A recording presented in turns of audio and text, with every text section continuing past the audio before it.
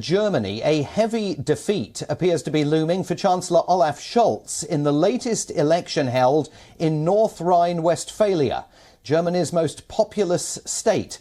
Sources report that Olaf Scholz's Social Democrats are about to suffer a crushing defeat. Around 13 million people voted for a new government in the biggest election in Germany this year. Exit polls suggest Olaf Scholz's SPD gained around 28% of the votes, while the Conservative CDU is leading with around 35%. But the biggest gainer may prove to be the Greens. According to projections, the support for the Green Party has nearly tripled from just 6.4% back in 2017 to 18.1% today. Green ministers at the federal level are perceived by many voters to be stronger than the Social Democrats in their response to the war by Russia in Ukraine. In the absence of a majority win, a potential coalition would be formed, and both the SPD and the CDU would try to persuade the Greens to join their efforts to form an administration.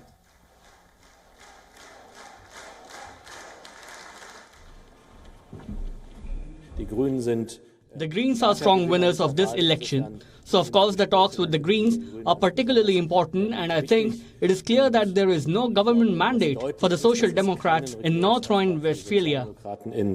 Unser Ergebnis liegt unter unseren Erwartungen. Wir wollten stärkste Partei werden. Das ist uns nicht gelungen. Uns trennt einige Prozentpunkte von der Union tatsächlich. Aber eins steht auch fest am heutigen Abend. Schwarz-Gelb, unser Wahlziel Nummer 1, abzuwählen. Das hat geklappt. Schwarz-Gelb hat keine Mehrheit mehr hier in Nordrhein-Westfalen.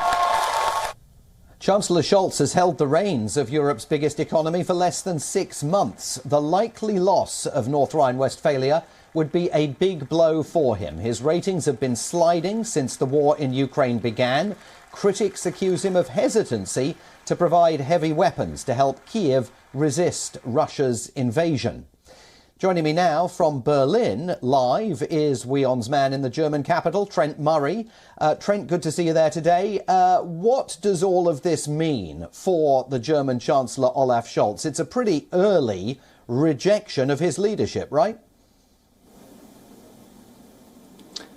Yeah, it certainly is a setback for Olaf Scholz. It's not where a leader would want their party to be when he's only been in the job, of course, less than 6 months. But also the reason it is so significant is because North Rhine-Westphalia really is a political powerhouse, given it is the biggest state, about 13 million voters are there. And so it's often said if you can win big in North Rhine-Westphalia, then you're well and truly on the way to the Chancellery. But it seems that the SPD, Olaf Scholz's party, is in fact going backwards there. And so I think a lot of minds will have been concentrated in the Chancellery today as these results continue to trickle through. The big winners are the Christian Democrats. Angela Merkel's old party, of course, they're still somewhat licking their wounds from losing the federal election last year. But region by region, they are staging somewhat of a comeback. Of course, they lead the vote, as you say, close to 36%. They are now in the box seat to form a coalition government up there. But the other big winners really are the Greens. They have come roaring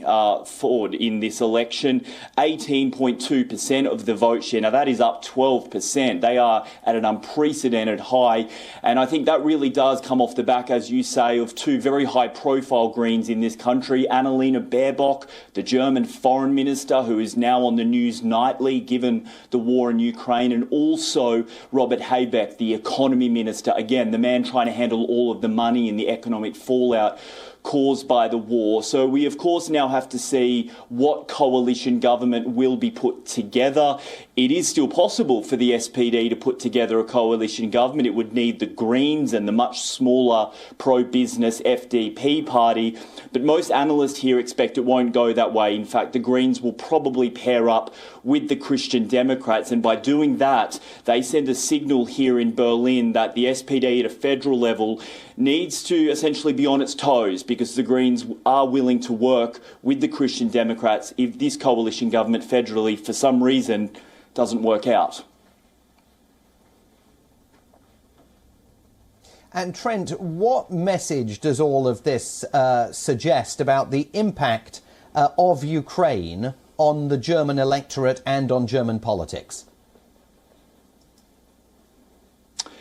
Well, I think it essentially lines up with what the polling has been telling us now for several months, which is a majority of the German population simply doesn't believe Olaf Scholz is leading when it comes to Ukraine, is doing enough, particularly on issues like sending heavy weaponry to Ukraine to help Kyiv push back against the Russians.